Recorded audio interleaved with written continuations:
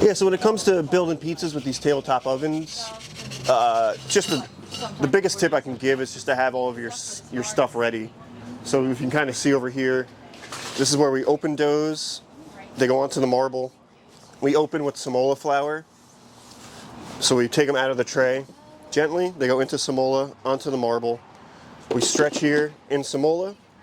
They go onto a wooden peel, which is my preference, that we build on top of wood, with a little semola as a liner. Once they're on the peel and they're opened, they go to our pizza building station. Once they're on the station, each pie gets seasoned with olive oil, oregano, and chili flake if it calls for it on the recipe. Then we season it with Parm Reggiano. This is 24-month Parm from Italy. And then we build upside down, which is a little different from most. And it just buys us a couple seconds when we get busy from having the crust stick to the peel, which is never fun. And then once they're here, we have our base of oregano, chili flake, parm. Then we'll add our low moisture whole milk mozzarella that's shredded. We do maybe 4 ounces per pizza. We try not to go too heavy.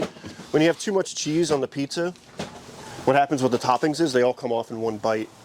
So instead of having everything stick together and be homogeneous, if you overload it, everything will come off on the first bite or end up on your plate. So we do pretty light on the cheese, and then each one gets a 3-ounce ladle of our sauce. Our sauce is just Bianco di Napoli tomatoes with 1% salt. So if you have 1,000 grams of tomatoes, it'd be 10 grams of salt. Very, very minimal. We don't do any garlic powder or oregano. We really want to showcase how good the tomatoes are. So our sauce goes down, and then we'll season with our toppings. So like our sausage is from Sonoma County Meat Company. It's crumbled out of the casing and just barely rendered out. So we release a lot of the fat, so that way that excess fat doesn't end up on top of the pizza.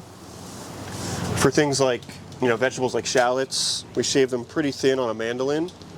So that way you're not biting into like a huge chunk. I have a weird thing with onions. I hate onions. So shallot's like a nice, delicate balance between the two.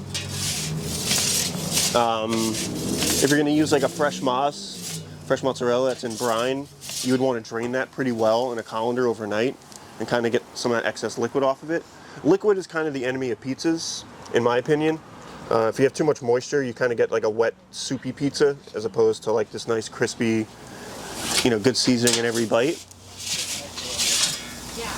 So for example, we use imported piquillo peppers from Spain.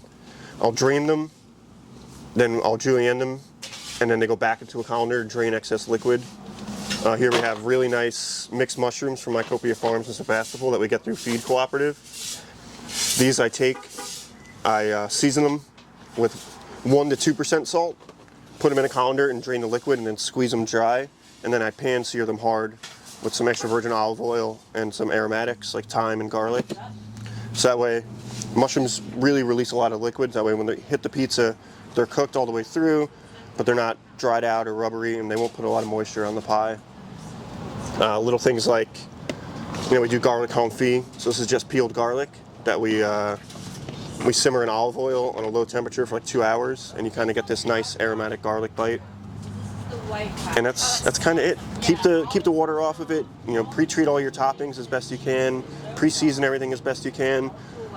Because you can put all this stuff on a pizza, but if it doesn't have salt and it doesn't have proper technique to it, you're just going to put unseasoned wet ingredients on top of a pie crust, and then that's how you get soppy wet pizza, And then it goes into the oven, and then you can kind of see the end result down here if you'd like. So yeah, they're a collective of farmers in the area, but these are definitely from Mycopia.